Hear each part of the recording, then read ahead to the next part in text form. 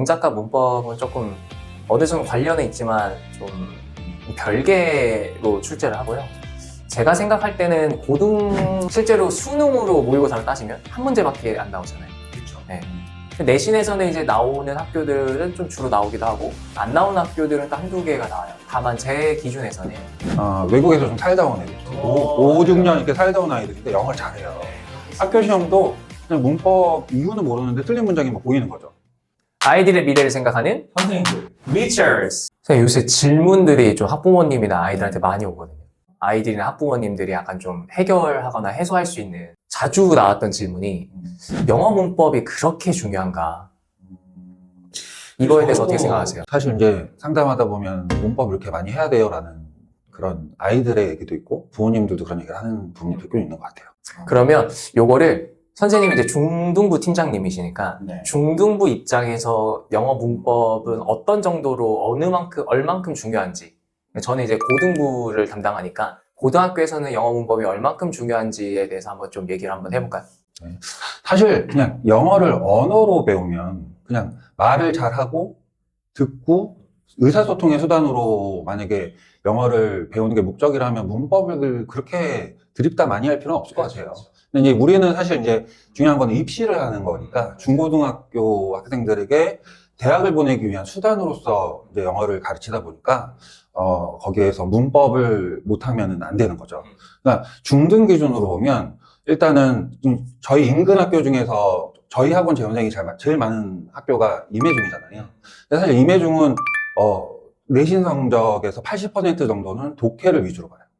그러니까 어휘력이라든가 문해력이 좀 뒷받침돼야지 80점 정도의 점수를 받을 수 있는데 나머지 20점, 고득점을 받으려면 문법이 돼야 돼요. 그 문법도 그냥 어떻게 나오냐면 그냥 단순 문법 그 문제가 아니라 모두 고르기 형태로 나오는 거죠. 밑줄을 그어놓고 틀린 부분을 찾아서 모두 고쳐라. 모두 찾아내라. 내지는 틀린 문장의 개수를 골라라. 뭐 이런 식의 문제가 나오기 때문에 기본적인 문법에 대한 개념, 문장을 들여다보고 어떤 문장에서 틀린 부분이 확인이 안 되는 눈을 가지고 있으면 그런 문제를 맞출 수가 없기 때문에 점수가 잘 안 나오게 되고요. 그 임해를 제외한 나머지 학교들, 야탑이라든가 매송이라든가 이런 부분, 하탑, 도촌 이런 학교들도 야탑 같은 경우는 특히 이제 문법 비중이 50%가 넘어가요.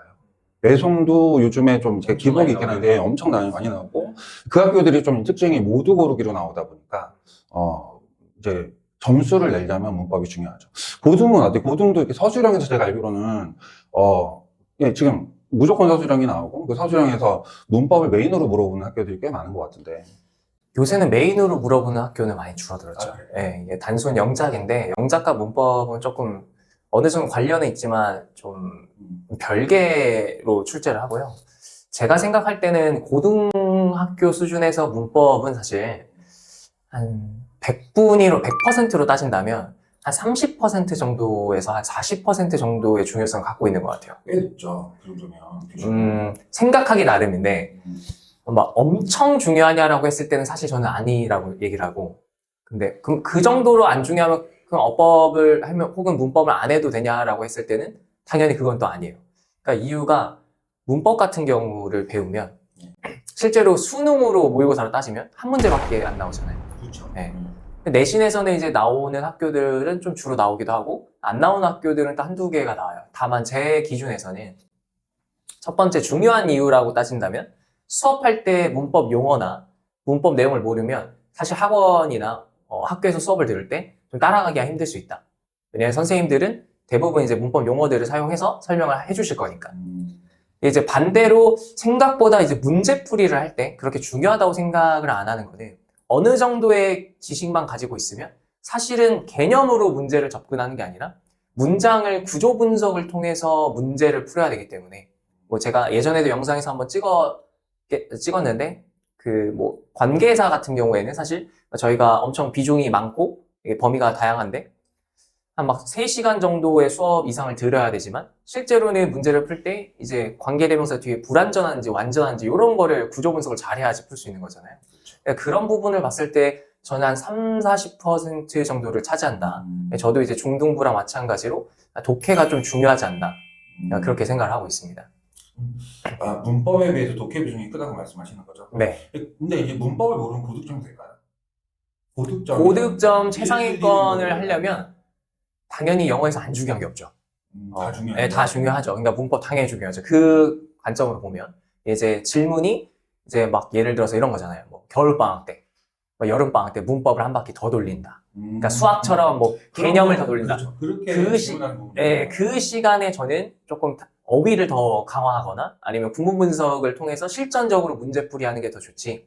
물론 개념이 너무 몰라서 그런 케이스는 좀 필요할 수는 있지만 그거를 막 한 바퀴 더 돌리면서 좀 다른 거를 좀 신경 안 쓰고 할애할 정도냐라고 했을 때는 고등부에서는 좀 아니라고 생각을 하고 있습니다. 그러니까 좀 이제 어떤 케이스가 있었냐면 외국에서 좀 살다 온 애들 있지. 오, 5, 6년 이렇게 살다 온 아이들인데 영어를 잘해요. 네, 그런 케이스. 학교 시험도 그냥 문법 이유는 모르는데 틀린 문장이 막 보이는 거죠. 그런 애들 같은 경우는 사실 이게 시험을 잘 보는데 학원 수업을 들을 때 보면 이해를 못 하는 거예요. 문법 수업 특히. 이제 용어를 모르니까. 심지어 뭐 명사, 대명사 이런 거를 영어로는 또 알아요. 그냥 이렇게 noun, pronoun 이런 게 아는데 우리말 용어를 잘 모르는 거예요. 투부정사가 뭔지 모르는 거죠. 맞아요, 있어요. 그러니까 그런 경우는 이제 수업에 따라가기 힘들 수 있기 때문에 고등학교 올라가서도 좀 문법적인 지식이 어느 정도 뒷받침돼야 되지만 좀 이제 장기적으로 봤을 때 이제 고등학교 올라가서 더 좋은 점수를 받기 위해서는 이제 어휘하고 독해력이 중요하다 이렇게 말씀하시는 그럼 그런 친구들한테는 문법을 이제 좀 배우라고 할 때 얇은 책, 예, 아니면 최대한 좀 간단하게만 나와 있는 그런 교재를 추천하는 게 좋겠네요. 아, 그렇죠. 네, 그래서 기본 개념하고 용어 정도는 숙지할 수 있도록 그렇게 하는 게 필요할 것 같습니다. 그러면 다음 질문으로 한번 또 넘어가 볼게요. 잠깐만요. 좀 약간 정리를 해보죠. 그러니까 문법이 중등에서 제가 봤을 때는 중등 내신을 위해서 문법이 굉장히 중요하다. 그러니까 80점 이상의, 90점 이상의 A를 받기 위해서 문법을 못하면 안 된다거든요, 저는. 고등은 아니라는 것처럼 저는 들었는데, 맞는 건가요? 되게 위험한 질문이시네요. 왜냐면 이게 문법보다 어휘 독해가 훨씬 중요하다고 말씀하시는 거라서. 근데 그거는 변함이 없고 네. 어느 정도의 지식, 아까 말씀드린 것처럼 그냥 용어와 그냥 어느 정도 이제 뒤에 뭐 불완전한 문장이 나온다든지 뭐 분사구문이 어떤 것인지 정도의 기본적인 어떤 맥락만 알면 문제 푸는데 저는 지장이 없다.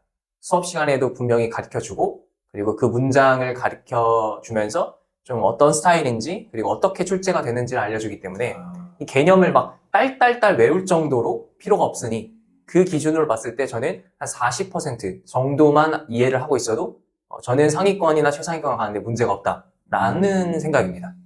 문법이 중요하지만 어휘 독해가 더 중요하다. 훨씬 더 훨씬 중요하다. 더 중요하다. 예. 다음 질문으로 한번 넘어가 보겠습니다. 그럴까요? 네. 이게 진짜 강의를 하면서 강사 생활 하면서 정말 질문 많이 받는 건데 선생님도 많이 받으셨을 거라고 생각을 해요. 그럼요. 과외랑 학원 뭐를 우리의 아이를 보내는 게 좋냐 이런 질문 진짜 많이 나오잖아요. 그럼요. 어떤 게 더 중요하다고 생각하십니까? 사실 네. 첫 아이가 아니고 두 번째 아이 이상의 아이를 좀 아이를 키워본 부모님들은 대부분 알고 계세요. 과외보다 학원이 더 낫다라는 거. 그러니까 이게 짬밥 있는 부모님들은 대부분의 아이들한테 학원이 더 맞다라는 걸 알고 계시는데 이제 어떤 부모님들이 학원을 보냈는데 아이가 너무 못해, 본인 아이가. 그래서 가장 낮은 반인데도 수업을 잘 못 따라가요. 이런 친구들 같은 경우는 과외가 필요해요, 사실. 학원 수업을 못 따라가는데. 또 중간 레벨도 아니고 가장 낮은 레벨인데 무슨 말인지 이해를 잘 못하고 이런 친구들은 좀 학원에서도 저희가 보면 입학 테스트도 보잖아요. 입학 테스트 볼 때 기초 부족 뭐 이렇게 나오는 친구들 같은 경우는 좀 과외가 필요해요. 최하위권. 그러니까 요즘에 하는 말이 있던데 노베라고 하더라고요. 노베. 들어보셨어요? 노베? 노베이스를 줄여서 처음에 노베인 아이들은 과외 뭐 이런 얘기를 들었는데 노베가 뭐야? 알고 봤더니 노베이스, 베이스가 아예 없는 아이들 이런 아이들은 학원이 필요합니다. 아니면 아예 최상위권. 학원 수업을 듣는데 그러니까 가장 높은 반인데 다 아는 내용이야. 재미가 없어. 이런 친구들은 그 친구들한테 맞는 어떤 좀 선생님을 모셔서 좀 수준에 맞게 좀 몰랐던 거 알게 되는 어떤 그런 학습이 필요한 친구들이기 때문에 이런 친구들은 학원이 필요한데 그 외의 아이들은 학원보다는 이제 과외보다는 학원이 훨씬 효율적이죠. 그다음 보시면 커리큘럼이 잘 짜져 있잖아요, 학원. 그러니까 그냥 본인이 혼자 자기주도 학습이 안 되는 학생들 같은 경우에 특히 학원에서 시키는 대로 하면 숙제 내주는 거 다 하고 단어도 다 외워서 통과하고 그러다 보면 어느 순간 실력이 올라가 있고 레벨이 한 단계씩 올라가는 그런 상태가 되는데 이제 제가 이제 부모님들한테도 이제 가끔 이런 얘기를 해요. 방학 동안에 좀 공부 좀 하는 아이들도 좀 문법이 좀 부족한데 아까 우리 했던 거랑 조금 연결이 되는데 좀 문법만 좀 따로 방학 동안 시켜가지고 선생님 좀 보내면 안 될까요? 이런 얘기를 하세요. 문법이 중요하니까 중등 과정에서는 특히 이제 문법이 중요하니까 그런 친구들 한두 달 단기로 하는 거는 저는 괜찮다고 봐요. 너무 부족한 친구들. 그러니까 기본 베이스가 안 돼 있어서 용어조차 잘 모른다면 선생님께서 말씀하신 것처럼 짧게 그 용어 정도 짧은 책으로 한 달, 길게는 2달 정도에서 반복하는 게 필요하지만 장기적으로 이제 과외를 계속한다는 거는 좀 위험 부담이 큰 게 일단은 비교 대상이 없어요. 내가 잘하고 있는지 못하고 있는지도 잘 모르겠고 그리고 두 번째는 선생님을 많이 타요. 엄마들 입소문으로 약간 검증된 선생님 같은 경우는 상관이 없는데 이 선생님이 정말 괜찮은 선생님인지 그런 검증 과정이 이제 없는 채로 이렇게 어떤 선생님을 모셨다가 아이에게 오히려 악영향을 미치거나 뭐 이런 경우도 좀 제가 경험을 봤고요. 그리고 고등부 같은 경우는 그렇잖아요. 그 자료가 굉장히 중요하잖아요. 내신 같은 경우에는 그 학교별에 필요한 자료 이런 게 굉장히 필요한데 그런 거를 그 학교를 전담해 본 적이 없거나 그 지역 고등학교 출신이 아닌 선생님 같은 경우는 그런 자료 제공도 굉장히 어려울 수 있어요. 그러니까 장기적으로 학원을 계속 보낸다? 노베이거나 사상위권이 아니다. 이러면 저는 좀 비추입니다. 그러니까 어머님들한테도 이런 식으로 말씀드려요. 혼자 다 얘기하셔서. 내가 왜냐면 이 질문 너무 많이 받았고, 속으로 생각하고 있는 게 너무 많아서 다 쏟아냈는데, 다시 갈까요? 추가로, 여기, 우리, 제육쌤 어떻게 생각해요? 완벽하게 얘기를 해주셔서, 사실, 다만, 저는 최하위권 친구들한테만 좀 도움이 단기적으로는 된다. 단기적으로, 네. 장기는 아니고. 그리고 저는 최상위권은 과외가 그렇게 필요하지 않다. 저는 오히려 이렇게 생각합니다. 영어에서는. 수학은 필요할 가능성이 높아요. 제가 이제 또 수학도 좋아했었고, 학창시절에. 근데 영어는, 이제 사실 저 2가지를 말씀드리려고 했는데, 그 2번째 얘기를 선생님께서 다 말씀해 주셔서, 자료 세팅. 이게 비용이 얼마냐에 따라서, 이거 비용도 무시 못 하잖아요, 사실. 그 가해 선생님의 비용이 얼마냐에 따라서 달라지는데, 정말 고액가가 아니라면 자료를 세팅하는 게 쉽지 않으실 거다. 만약에 가능하시면 되게 훌륭하신 분이지만 그거를 감당할 정도로 하실 가능성이 그렇게 높진 않다.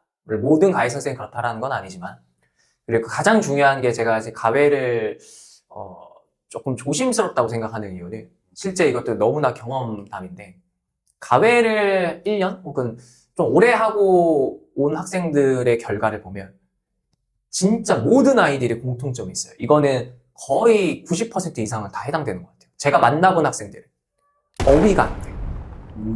이게 너무 커요, 이게. 그러니까 가해 선생님이 어휘를 조금 더 학습시켜 주려고 아니면 어휘를 좀 봐주려고 한 번 더 온다. 일단 이런 케이스도 사실 거의 들어본 적이 없고요. 있으시면 정말 너무 훌륭하신 분이지만 정말 쉽지 않고요.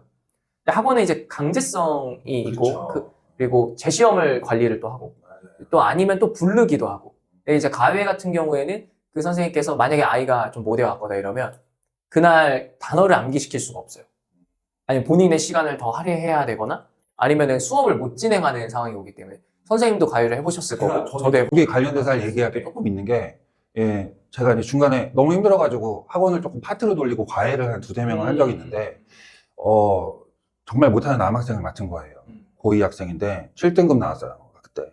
근데 그 아이를 딱 갔는데 숙제를 내주잖아요. 근데 숙제가 안 돼 있거나 아니면 단어를 외우라고 분량을 줬는데 안 돼 있으면 딱 가서 난감해요, 일단. 이거 뭘 수업을 계속 진행하기가 힘든. 단어가 안 되면 뭐 다른 거 사실 의미가 없으니까. 그 안 돼 있으면 저는 가서 그냥 단어를 암기시켰어요.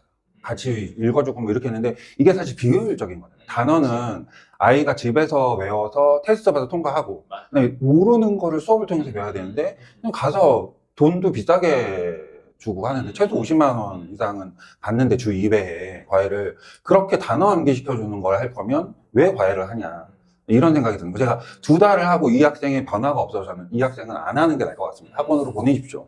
제가 이렇게 해서 소개까지 시켜주는 사례가 있어요.